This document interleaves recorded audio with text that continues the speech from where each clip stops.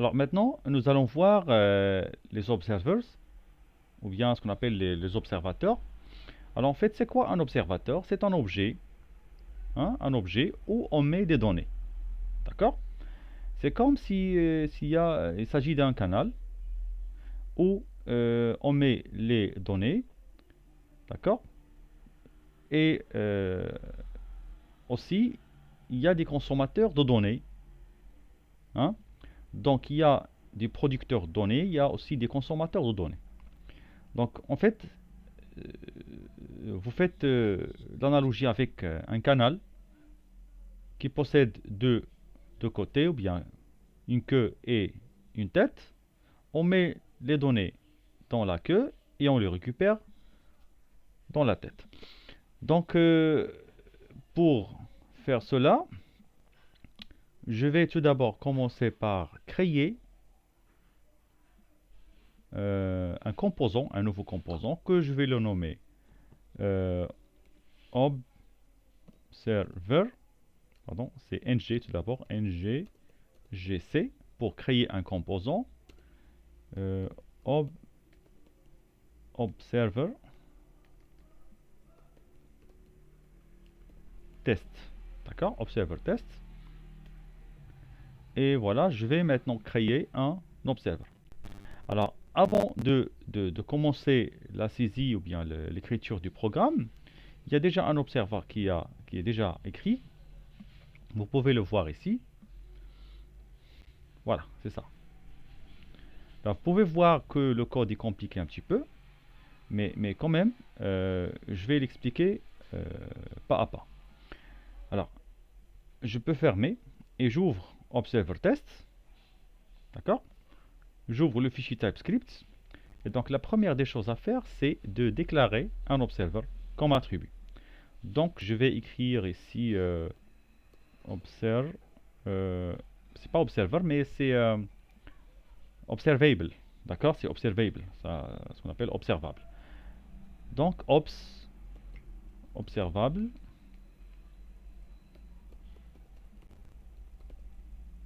D'accord? Object. Donc, observable, object. Qui est égal à quoi? Qui est égal, bien qui reçoit observable. Alors, automatiquement, quand vous tapez Entrée pour choisir observable, vous allez remarquer l'ajout de la bibliothèque RxJS. D'accord? Bien, on ajoute l'objet, bien la classe observable depuis la bibliothèque RxJS. Alors, la bibliothèque RxJS est normalement consacrée à tout ce qui est réactif. D'accord? Tout ce qui est réactif. Alors, par la suite, je vais vous dire pourquoi on utilise des observables. Alors, ça, c'est un observable de number. Ça veut dire, à l'intérieur, on précise le type de données qui doit se trouver à l'intérieur. Ici, ah, pardon, c'est pas égal, c'est deux points, d'accord? Donc, ces deux points, c'est ça le type, c'est un observable de number. D'accord, ça c'est la première étape. La deuxième étape, là, on passe vers ng on init. D'accord? Alors, c'est à l'intérieur de ng on init qu'on va instancier un nouvel objet observable. Alors là, je mets this.observable object reçoit new observable. D'accord? On ouvre. Et qu'est-ce que vous remarquez ici? Observable, subscribe, et ainsi de suite. Il y a un code un petit peu compliqué, mais c'est pas grave. Mais l'essentiel, quand vous voyez ici cette flèche-là, ça veut dire que vous allez écrire une fonction callback. D'accord? Alors, qu'est-ce qu'on peut écrire ici? Tout simplement, observer, flèche, et on ouvre les deux accolades. D'accord? Alors, c'est bon. Alors maintenant, qu'est-ce qu'on va faire à l'intérieur? Alors, nous voulons créer un observable, ça veut dire un objet qui contient un ensemble de données, d'accord? Et ces données seront affichables sur l'interface graphique. Là. Mais comment on va les afficher? On va les afficher l'une après l'autre. D'accord? L'une après l'autre. D'accord? Donc, c'est comme si on injecte ou bien on met des valeurs dans le canal. Et pour chaque nouvelle valeur, on affiche son contenu sur la vue. C'est ça le rôle de l'observable. D'accord? Alors, notre observer, ça c'est ce qu'on appelle les expressions callback. Ça existe aussi en Java.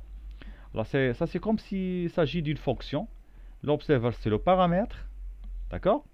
Et entre accolades, c'est le corps de la méthode ou bien de la fonction. Alors, qu'est-ce qu'on va faire par la suite? Je vais appeler, par exemple, cet intervalle. Alors, cet intervalle est une fonction qui permet de prendre deux paramètres. D'accord? Un premier paramètre qui est une fonction callback. Et donc là, vous allez voir ici, toujours une fonction callback. D'accord? Je pense que vous avez déjà fait ça en Java. Alors, une fonction callback, c'est ça. Et à l'intérieur de cette fonction, je peux faire comme ça. Voilà. C'est ça la syntaxe de la fonction callback. D'accord? Un paramètre, flèche, un corps. D'accord? Et pour cet intervalle, il n'y a pas seulement un premier paramètre qui est la fonction callback.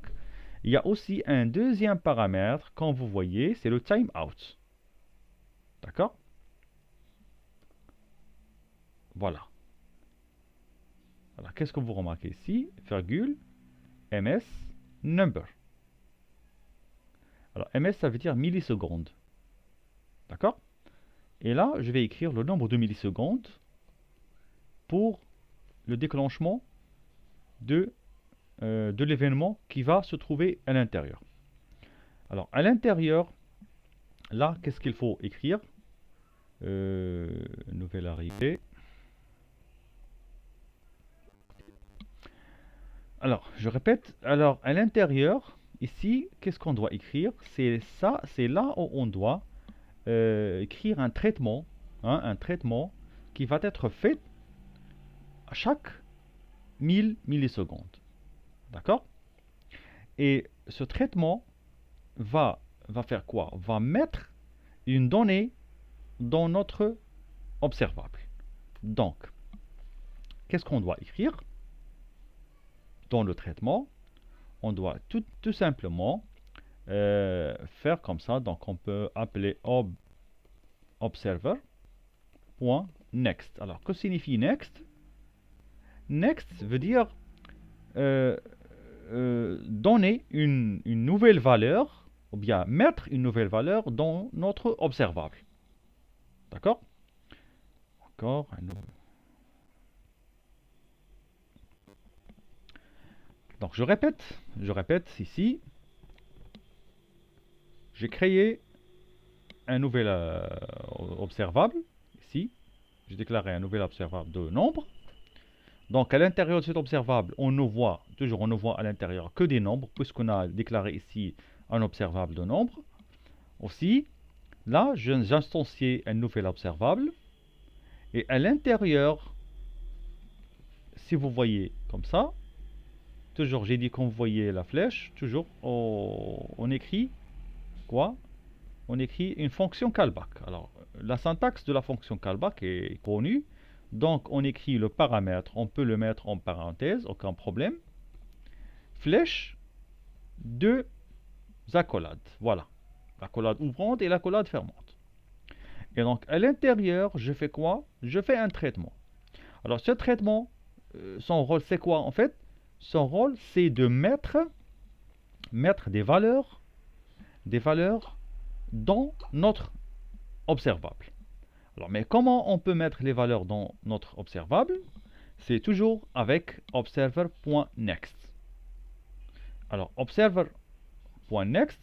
Alors ensuite, qu'est-ce qu'on doit écrire? Comme le montre cet exemple-là, on écrit un compteur.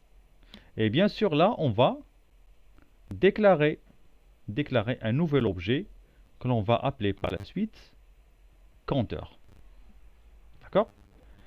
Donc, on a déclaré un observable. Je peux déclarer un attribut, par exemple, compteur, et est un nombre.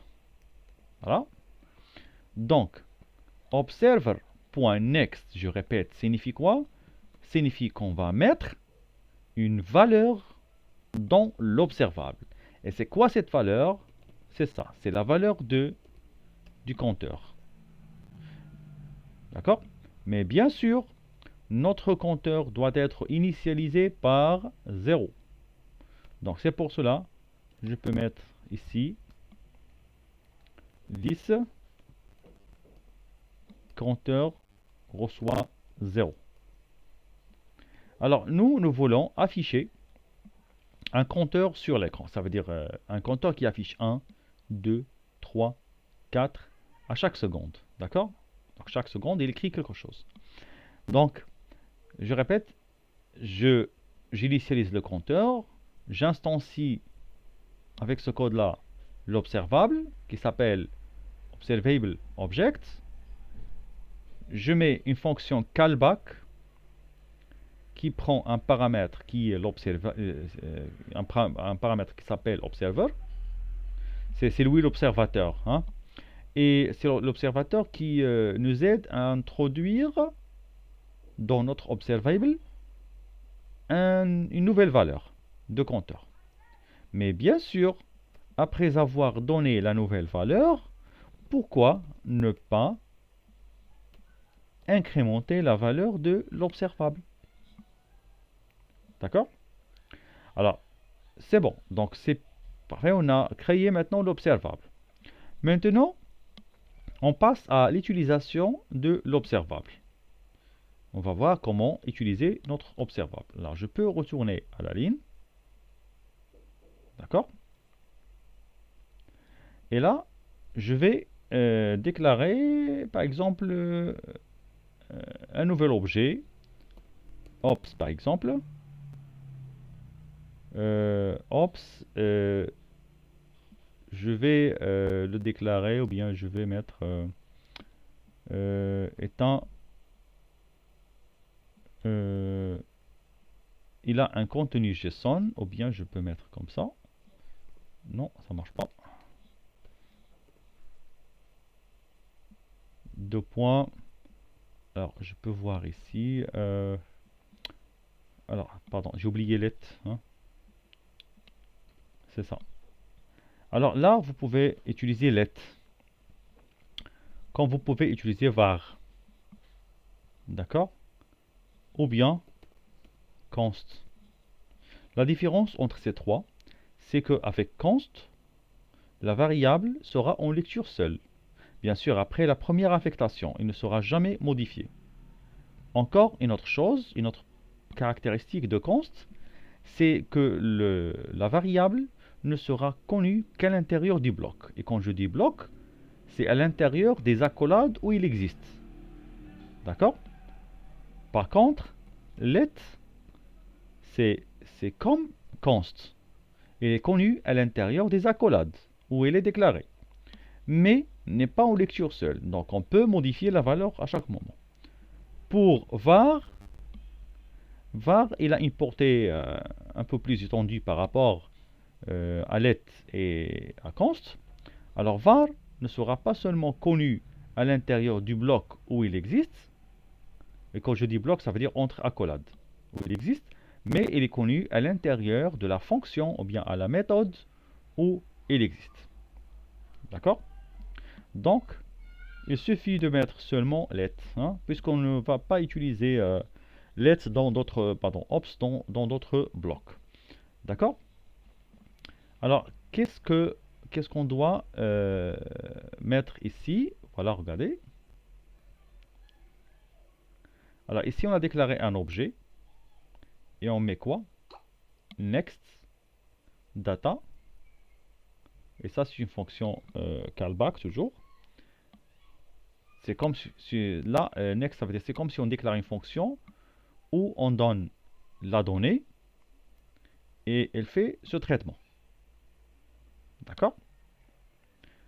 Donc je peux revenir maintenant. Je peux mettre ici next, deux points, data, ou bien je peux mettre entre parenthèses data, c'est la même chose, flèche, et à l'intérieur, je mets quoi? Je mets mon compteur qui est 10 points, pardon, c'est le contraire normalement. C'est le compteur, pardon, c'est le compteur qui reçoit data, c'est ça. C'est 10.compteur reçoit data. Alors, j'explique. C'est quoi ça maintenant? Alors, qu'est-ce que j'ai déclaré maintenant? J'ai déclaré un nouvel objet qui fait quoi? Bien, qui contient quoi à l'intérieur? Une fonction callback. D'accord? Mais en fait, c'est tout ça, c'est du contenu JSON. D'accord? Alors, data, c'est comme un paramètre d'une méthode ou bien d'une fonction. Alors, on reçoit une valeur data et on prend notre data et on la met dans le compteur. D'accord? Alors, je vois que c'est un petit peu compliqué. Par la suite, on va voir une autre méthode pour remédier ce problème-là de complexité. D'accord, c'est bon. Alors, ops, next, data reçoit ce traitement. Ça y est, c'est terminé. Et on passe maintenant à l'inscription de notre observer. Donc, this.observable objects ops. Ça s'appelle comment? Ah, pardon, c'est pas comme ça. This observable objects, là, j'appelle subscribe. Alors, pourquoi subscribe? C'est pour l'inscription de cet objet. Voilà. Alors, sans utiliser subscribe, on va rien montrer. D'accord? On ne va rien montrer. Alors, c'est comme si le canal existe et les données existent. D'accord? Mais qui va consommer les données de notre observable? C'est cet objet-là, ops, qui va consommer les valeurs situées à l'intérieur de notre observable. Alors, comment cet objet récupère ou bien consomme les valeurs?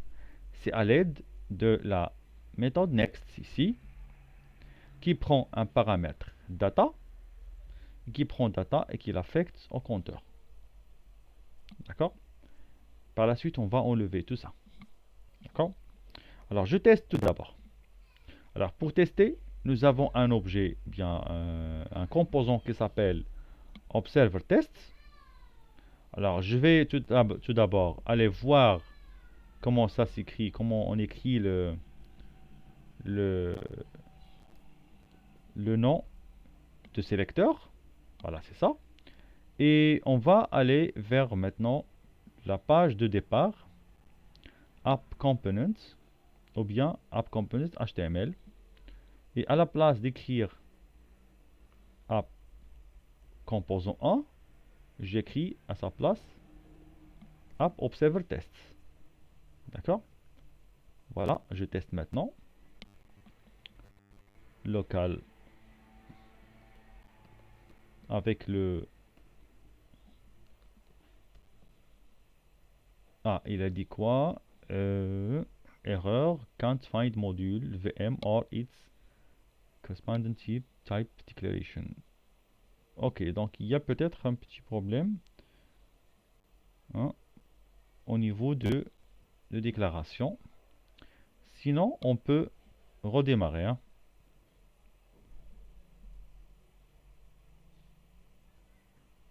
Voilà, ça c'est dans quelle ligne?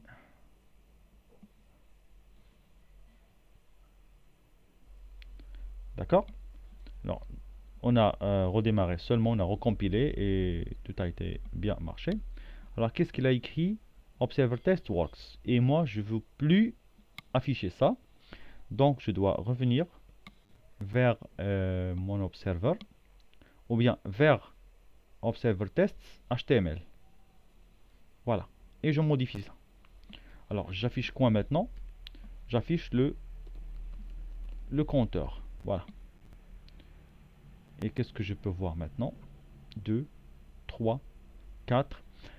Qu'est-ce que vous remarquez? À chaque seconde, on fait quoi? Voilà. À chaque seconde, bien à chaque milliseconde, on introduit une valeur dans notre observer. Dans notre observable. Et on incrémente. Et après, on refait encore l'opération dans la deuxième seconde. Et on ajoute encore une deuxième valeur. D'accord? Alors jusqu'à maintenant, on ne fait que introduire les valeurs. Mais pour consommer les valeurs, on utilise un autre objet. C'est le consommateur obs qui va récupérer avec next, bien sûr. On prend data et on l'affecte à compteur. Maintenant, par la suite, il faut inscrire notre objet. Hein, il faut l'inscrire à l'observable qu'on a déjà créé. Donc, après l'inscription, il aura le droit de récupérer avec next les valeurs de l'observable. Et comme j'ai dit, ça, ce n'est pas obligatoire. Donc, on pourra faire une autre méthode. Voilà. Là, quand vous allez voir ici, on ne va rien montrer. Donc, il n'y a pas d'objet qui récupère les résultats. Alors là, pardon, je peux aller vers la page et à la place d'écrire compteur, je vais écrire quoi? L'observable. Donc l'observable et on a le compteur. D'accord? Alors, tout d'abord, on a pris le compteur. C'est le compteur qui a été affiché. Mais maintenant, on va afficher l'observable. D'accord? Mais il s'appelle comment? C'est ça. C'est observable object. Voilà, c'est ça. Attention, regardez le résultat, regardez. Alors, voilà. Il nous a donné object. Et ce n'est pas ça ce qu'on cherche. Donc, finalement, je peux ajouter un pipe dont je vous ai déjà parlé et je vous ai dit qu'on va voir un exemple sur ça. C'est A5. Voilà, qu'est-ce qu'il a dit? Il y a une erreur peut-être. No pipe for... peut-être c'est en minuscule. Hein. Voilà, ça marche. C'est en minuscule. Alors, essayons de voir. Voilà, ça marche. Donc maintenant, qu'est-ce que vous avez remarqué? Vous avez remarqué que avec A5, qu'est-ce qu'il permet de faire?